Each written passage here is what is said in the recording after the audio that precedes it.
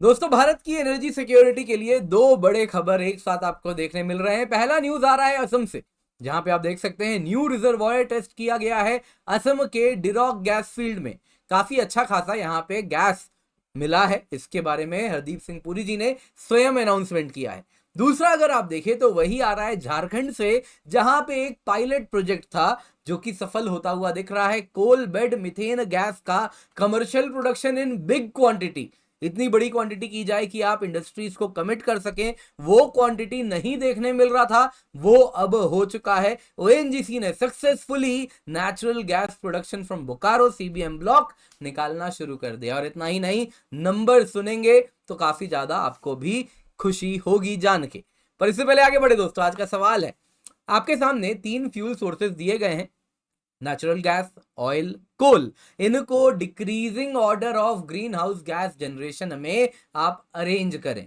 अब हो सकता है आप में से काफी लोग जानते हो तो कमेंट करके जवाब दें, नहीं जानते तो आपको जवाब मिल जाएगा इसी वीडियो में। और अगर जानते हैं लेकिन रट रखा है उसके पीछे क्या साइंस है वो नहीं जानते, तो भी ये वीडियो देखिए, क्योंकि आपको इसके पीछे का साइंस भी इसी वीडियो में बताने वाला हूं। पर दोस्तों, यहां पे आपको बताना चाहूंगा, भारत ने ये जो कदम उठाया है विद रिस्पेक्ट टू ये दो जो न्यूज आए हैं, ये इतना इंपॉर्टेंट क्यों है। सबसे पहले समझिए, 2016 की बात है जब भारत सरकार ने कहा था कि वो नेचुरल गैस का जो शेयर है इंडिया की एनर्जी बास्केट में, वो 2016 में 6% था, और उन्होंने टारगेट रखा है कि 2030 तक ये 15% हो जाना चाहिए, जिसके साथ भारत एक गैस बेस्ड इकोनॉमी बने।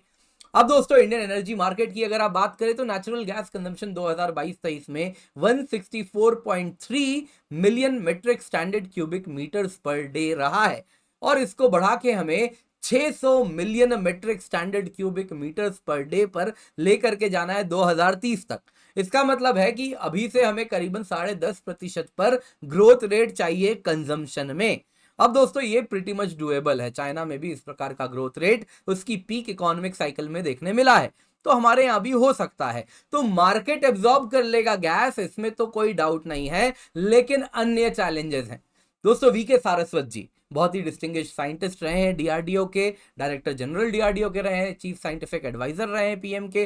तो उन्होंने, जब वो नीति आयोग के मेंबर थे, तो उन्होंने एक ऑब्जेक्शन रेज किया था। जब ये गैस बेस्ड इकोनॉमी का सपना आया कि 6% से बढ़ा के 15% गैस का एनर्जी मिक्स में रेशियो बढ़ा दिया जाए, तो उन्होंने कहा ये रॉन्ग अप्रोच है। उन्होंने कहा कि हम ऑयल इकोनॉमी या गैस रिसोर्स बेस्ड इकोनॉमी नहीं हो सकते, क्योंकि हमारा चीफ रिसोर्स कोल है, कोयला है। तो वो कह रहे हैं कि आप अपना कोयला नहीं इस्तेमाल कर रहे, इंस्टेड आप कह रहे हैं कि हम गैस इंपोर्ट करेंगे, ऑयल इंपोर्ट करेंगे, तो ये सही नहीं है। दोस्तों, ये बात अगर आप देखें तो कुछ वाजिब भी दिख रही है, क्योंकि इंडिया का जो रिलायंस रहा है नेचुरल गैस के इंपोर्ट्स पर, वो 46% देखने मिला है पिछले क्वार्टर में। आप देख सकते हैं, ये बिल्कुल मार्च 29 2024 की न्यूज है जो आपको मैं इस वक्त शेयर कर रहा हूं, यानी बिल्कुल लेटेस्ट है। तो यहां पर कुछ चैलेंजेस हैं। गैस को तो बढ़ा देंगे, लेकिन गैस लाएंगे कहां से, और इसी प्रॉब्लम्स को फुलफिल कर रहा है ये दो न्यूज।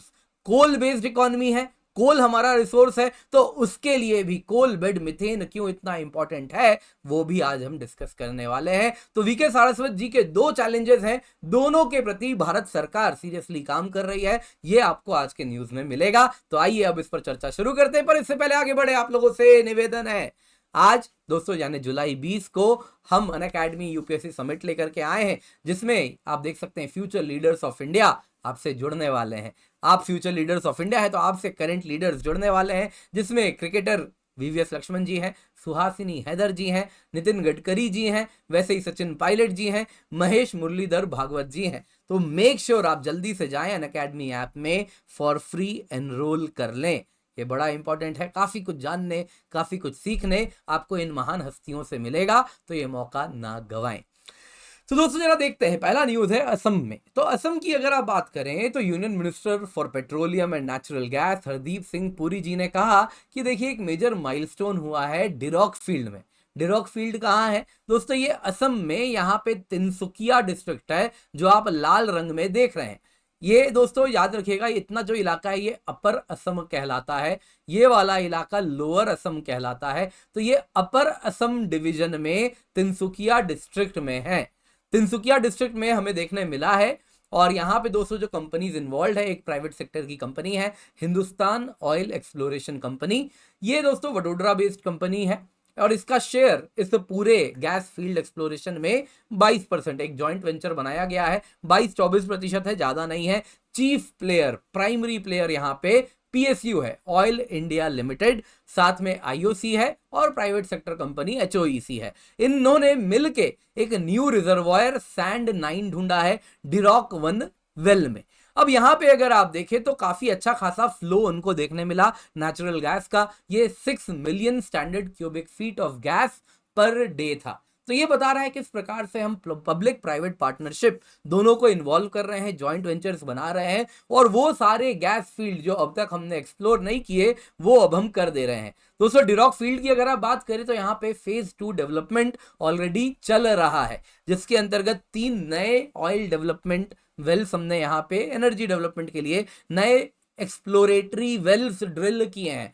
कई लोग कहते हैं कि ड्रिलिंग हो गई मतलब प्रोडक्शन स्टार्ट हो गया, ऐसा नहीं होता है। ऑयल और गैस में एक्सप्लोरेशन के लिए भी वेल ड्रिल करते हैं। एक्सप्लोरेटरी वेल होता है, पूरा सीस्मिक मैपिंग होती है जिसके आधार पे ये सब होता है और फिर जाके वेल ड्रिल करते हैं। एक्सप्लोरेटरी वेल है, कभी बार निकल जाता है ऑयल, कई बार गैस निकलता है, तो कई बार ड्राई हो जाता है, कुछ नहीं निकलता है। तो यहाँ पे 3 नए डेवलपमेंट वेल्स ड्रिल किए जाएंगे। और इतना ही नहीं, आप अगर देखें तो यहां से डिरॉक 1 जहां पे है तिनसुकिया से 35 किलोमीटर लंबी पाइपलाइन भी निकाली जाएगी डिब्रूगढ़ डिस्ट्रिक्ट तक। ये देख रहे हैं दोस्तों, ये आप तिनसुकिया डिस्ट्रिक्ट देख रहे हैं, यहाँ पे ठीक इसके पीछे ये जो डिस्ट्रिक्ट है ये तिनसुकिया डिस्ट्रिक्ट है। ये पूरा का पूरा ऑयल बियरिंग रीजन है। यहाँ पे आप देखें डिब्रूगढ़ है, तिनसुकिया है, शिवसागर है, फिर आप ऐसे ही आगे जाएं तो ये पूरा इलाका में जोरहाट तक आपको इस प्रकार से काफी ऑयल गैस एक्सप्लोरेशन इन इलाकों में होता है। तो यहाँ पे दोस्तों तिनसुकिया से निकलने वाला यहां तक आप अगर देखें तो डिब्रूगढ़ डिस्ट्रिक्ट तक एक पाइपलाइन भी बनाई जाएगी। ये जो इलाका है इसका नाम है दुलियाजान। दुलियाजान अगर आप देखें तो एक इंडस्ट्रियल टाउनशिप है डिब्रूगढ़ डिस्ट्रिक्ट में, ऑयल इंडिया लिमिटेड का ही वहां पे कॉलोनी वगैरह आपको देखने मिलता है। यहां पे दोस्तों पर्पस क्या है कि आने वाले दिनों में जो फोर्सी किया जा रहा है कि जो गैस प्रोडक्शन कैपेसिटी है इस पूरे इलाके से वो अभी 35 मिलियन स्टैंडर्ड क्यूबिक फीट पर डे है, लेकिन नए एक्सप्लोरेशन के बाद जब यहां पे फेज 2 डेवलपमेंट भी पूर्ण रूप से कंप्लीट हो जाएगा तो ये बढ़ के 55 million standard cubic feet per day का आंकड़ा टच कर जाएगा। तो ये जाहिर सी बात है बड़ा इंपॉर्टेंट है, क्योंकि न्यू ऑयल एंड गैस के इस संदर्भ में गैस के हमको एसेट्स मिल रहे हैं। अब दोस्तों दूसरा न्यूज है झारखंड में। झारखंड में दोस्तों ओएनजीसी ने coal bed methane production Bokaro से स्टार्ट कर दिया है।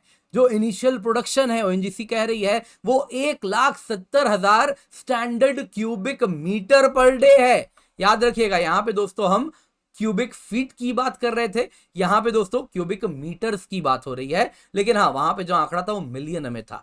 तो ये 1,70,000 standard cubic metres per day है और ये बढ़ के इस फाइनेंशियल ईयर के अंत तक 3 lakh standard cubic metres per day हो जाएगा। काफी बड़ा ये नंबर है। आप प्राइवेट सेक्टर को कमिट कर सकते हैं कि इतना गैस हम सप्लाई करेंगे तो वो भी आगे बढ़ के आपसे गैस खरीदेंगे। एंड ऑफ द डे सिर्फ प्रोडक्शन नहीं है, उसकी इकोनॉमिक वायबिलिटी भी इंपॉर्टेंट है। तो प्राइवेट सेक्टर जो ऑपरेट कर रहा है वो भी इसके लिए इंटरेस्ट शो करेगा कि वो ओएनजीसी से ये सीबीएम खरीदेगा। अब दोस्तों जरा समझिए ये इंपॉर्टेंट क्यों है। अब आप जानते ही हैं कोल अगर आपने देखा है माइनिंग वाले इलाकों में तो अक्सर आप जो देखते हैं ओपन पिट माइनिंग होती है। इस प्रकार से माइनिंग जैसी आप तस्वीर में देख रहे हैं वो होती है। नहीं तो आपने पिक्चर तो देखी ही होगी गैंग्स ऑफ वसेपुर, उसमें जो माइनिंग आप देखते हैं भारत में अधिकतम कोल माइनिंग ओपन पिट होती है। पर जरूरी तो नहीं है ना कि कोल सरफेस के करीब हो कि आप मिट्टी कोड़ के कोल माइनिंग कर लें। कई बार क्या होता है कोल सरफेस से काफी गहराई पर होता है, तो अब इतना गहरा गड्ढा कोड़ना आसान नहीं है, तो उसके लिए हम क्या करते हैं वर्टिकल माइनिंग करते हैं। वर्टिकल माइनिंग कर सकते हैं लेकिन काफी एक्सपेंसिव है। अब दोस्तों यहां पे इस प्रकार के डीप सीटेड कोल को इस्तेमाल करने का और एक तरीका है। उसमें हम क्या करते हैं कि कोल को नहीं छूते, लेकिन कोल के साथ क्या होता है कि इसके साथ अगर आप देखें तो कोल मैट्रिक्स है, बीच में पानी भी होता है और मिथेन भी होता है। मिथेन क्या होता है हाई प्रेशर में, क्योंकि गहराई में है, इतना ज्यादा ओवरलेइंग बर्डन है तो ओवरबर्डन का प्रेशर है, तो उस प्रेशर में हाई प्रेशर में वो मिथेन कोल के सरफेस से चिपका रहता है जिसको एड्सॉर्प्शन कहते हैं। फिजिक्स की बात करें तो वीक इलेक्ट्रिकल फोर्सेस है, जिस वजह से वो गैसेस कोल से चिपके हुए हैं। अब जरा आप देखें तो ये चिपका हुआ सरफेस पे है, कोल से लगा हुआ है। अब हम क्या करते हैं, हम कह रहे हैं कि भाई इतनी गहराई में ये कोल को निकालना आसान नहीं है, तो क्यों ना इस मीथेन को निकाल लें। इसके लिए क्या किया जाता है, यहां पे आप देखें तो ऐसे एक पंप लगाया जाता है, पानी खींचा जाता है, क्योंकि जैसा मैंने बताया आपको कोल के साथ क्या लगा हुआ है, मीथेन और पानी दोनों है। ये ब्लू ब्लू आप वाटर मॉलिक्यूल देख रहे हैं, तो पानी जैसे ही खींचते हैं, सबसे पहले इस फेज को कहते हैं डी वाटरिंग।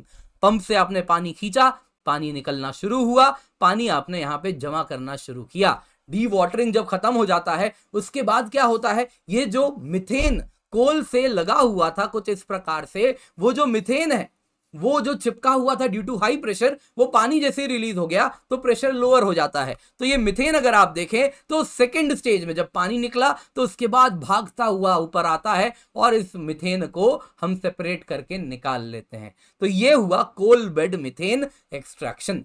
अब ये बड़ा प्रॉमिसिंग है। आप जरा देखिए, भारत में अगर आप देखें तो काफी ज्यादा कोल बियरिंग रीजन्स हैं। अब हमें क्या करना है, आप एक बात समझिए जरा, कोल तो हम निकाल ज्यादा नहीं पाएंगे क्योंकि हमारी कुछ कमिटमेंट है। क्या कमिटमेंट है, कार्बन एमिशन 50% से 2030 तक कम करना है, नेट जीरो हो जाना है बाई 2070। दुनिया इसी तरफ जा रही है, हम भी उसी तरफ जा रहे हैं क्योंकि क्लाइमेट चेंज हो रहा है। अब इसमें कोल पे निर्भरता क्यों कम करनी है, तो ये कोल पे निर्भरता इसलिए कम करनी है क्योंकि वो हाईली, जैसा आपको मालूम होगा, ग्रीन हाउस गैस कॉज करता है। अब देखिए कौन कितना ग्रीन हाउस गैस कर रहा है, जनरेट कर रहा है, ये निर्भर करता है हाइड्रोजन टू कार्बन रेशियो पर। जैसा आप जानते हैं मीथेन गैस का फॉर्मूला क्या है, CH4, यानी एक कार्बन पे 4 हाइड्रोजन है। यानी कि आप एक कार्बन CH4 मीथेन का मॉलिक्यूल बर्न करोगे तो एक CO2 बनेगा, तो 4 हाइड्रोजन से एनर्जी निकलेगा। तो जाहिर सी बात है, अगर आप यही फॉर्मूला ऑयल के लिए देखो तो हाइड्रोजन टू कार्बन रेशियो 2:1 हो जाता है। यानी एक मॉलिक्यूल बर्न करोगे तो वो एक CO2 अगर जनरेट करता है तो 2 हाइड्रोजन के इक्विवेलेंट एनर्जी देता है। यानी अगर आपको 4 हाइड्रोजन के इक्विवेलेंट का एनर्जी चाहिए तो आप 2 ऑयल के इक्विवेलेंट को जनरेट करोगे। यानी कि उतना ही हाइड्रोजन कार्बन रेशियो पाने के लिए आपको 2 CO2 जनरेट करना पड़ेगा जितना आप मीथेन से 1 CO2 जनरेट करके कर सकते हो। यानी ऑयल का आप अगर देखो तो मीथेन की तुलना में 2 गुना है ग्रीन हाउस गैस एमिशन। वहीं अगर आप कोल के लिए देखो तो ये हाइड्रोजन टू कार्बन रेशियो 0.5:1 है। यानी कि आपको 4 हाइड्रोजन के इक्विवेलेंट का एनर्जी चाहिए, तो आपको, क्योंकि हाइड्रोजन टू कार्बन रेशियो 0.5:1 है, तो आप 8 से मल्टीप्लाई करोगे, यानी 8 कार्बन डाइऑक्साइड के इक्विवेलेंट का CO2 निकलेगा, तब जाके एक मीथेन जितना आप हाइड्रोजन से एनर्जी निकाल रहे हो। यानी कि गैस मीथेन की तुलना में एक CO2 अगर जनरेट हो रहा है तो कोल 8 CO2 मॉलिक्यूल जनरेट कर रहा है। वहीं ऑयल अगर आप देखो तो ये 2 CO2 मॉलिक्यूल जनरेट कर रहा है। तो जाहिर सी बात है, ये इसके पीछे की साइंस है, क्यों मीथेन कम CO2 जनरेट करता है, क्यों इसको ग्रीन कहा जाता है। तो जाहिर सी बात है, कोल बेड मीथेन जब हम एक्सप्लॉइट करेंगे तो हमारे लिए ह्यूज अपॉर्चुनिटी खुल रही है इस पूरे इलाके में। This is really very beneficial. आप देख सकते हैं ONGC काफी इसको पॉजिटिवली भी ले रहा है। तो आपका जवाब आज के सवाल का 3-2-1 है और उम्मीद करता हूं आप लोगों ने सही जवाब दिया भी होगा। दोस्तों पसंद आया होगा वीडियो, लाइक जरूर कीजिएगा, शेयर करना बिल्कुल भी ना भूलें, चैनल को जल्दी से जाके सब्सक्राइब करें।